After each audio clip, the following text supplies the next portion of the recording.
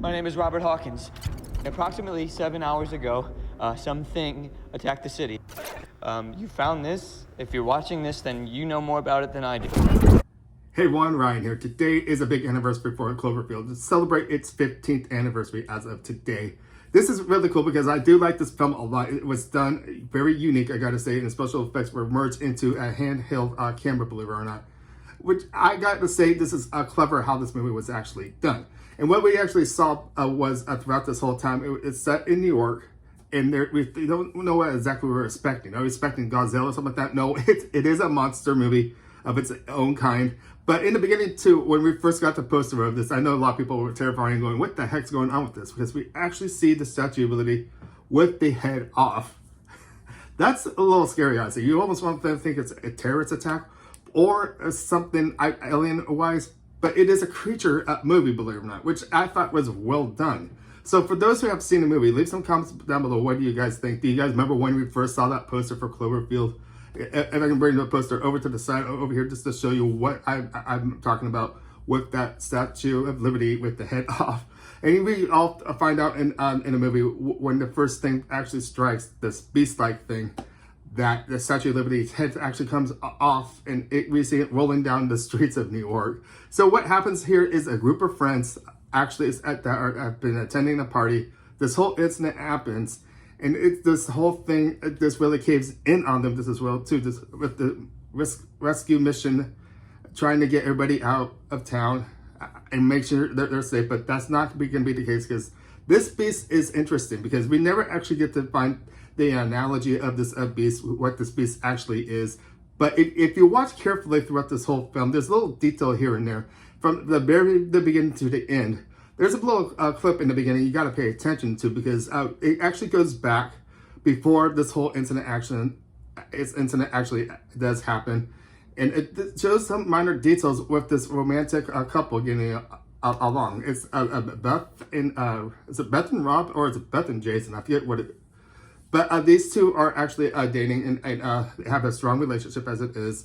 And we get, if you have sharp eyes, you can actually see when this beast-like thing actually comes to New York in water. Yeah, you have to be quick. This has to be quick with shots like that. Throughout the film, it's kind of like that a little bit, but once we actually get set in the present time with this beast happening, we suspect that something more is actually happening as well too. We get to find out once this group of friends gets close to the military, they start discovering interesting details. It's just like once this creature finds out that it's laying babies of some sort, oh my gosh, this is unbelievable attack. It's nail-biting, I gotta say. It's a nail-biting movie. And every single detail, once again, when I say this movie was done with the camcorder and visual effects, working with all that both together, is really interesting and clever at the same time. I think this movie is awesome, I gotta say.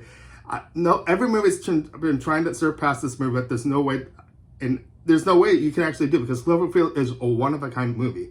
And this movie, Cloverfield, actually has moved on to other movies, Cloverfield Paradox, and we also had 10 Cloverfield Lane, which that one I really did like. That one was sadly the way I liked it. And I kind of wonder if 10 Cloverfield Lane kind of was a merge with Cloverfield as well too. Maybe I feel 10 Cloverfield Lane could have been like the prequel to Cloverfield.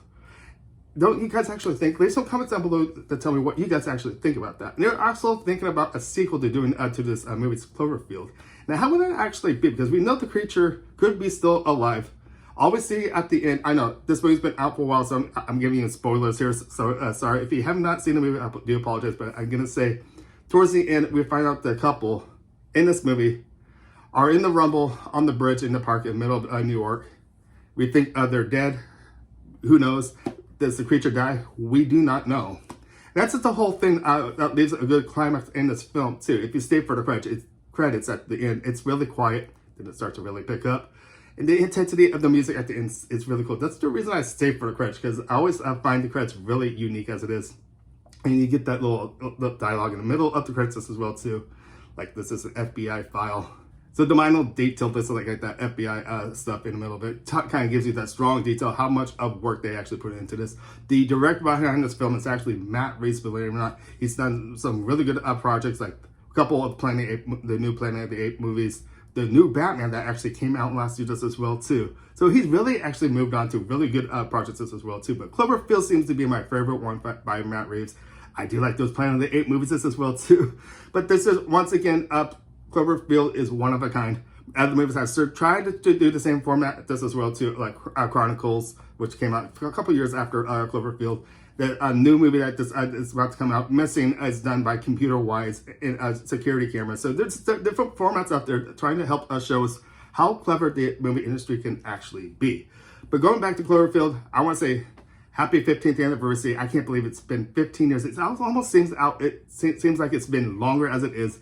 But each and every time I see this movie, it's just one of those movies I can watch over and over again. And I still try to get minor detail, something maybe I might have missed. But again, I said there's something in the beginning of the film that actually gave you some detail of this creature-like thing coming to New York. So I really thought, this movie's just really clever, I gotta say. But I want to start wrapping things up. And there's a lot I can actually talk about this Cloverfield movie. But leave your comments down below. I would love to hear what you guys got to say. This is a signing that's passing 15 years. And it's just, what's next? Are we gonna expect another Cloverfield movie, a follow up to this, or a prequel ahead of this? Who knows? But anyways, my name's Ryan. Make sure to give me those thumbs up, subscribe, and I'll see you guys next time. Thank you for watching. Bye.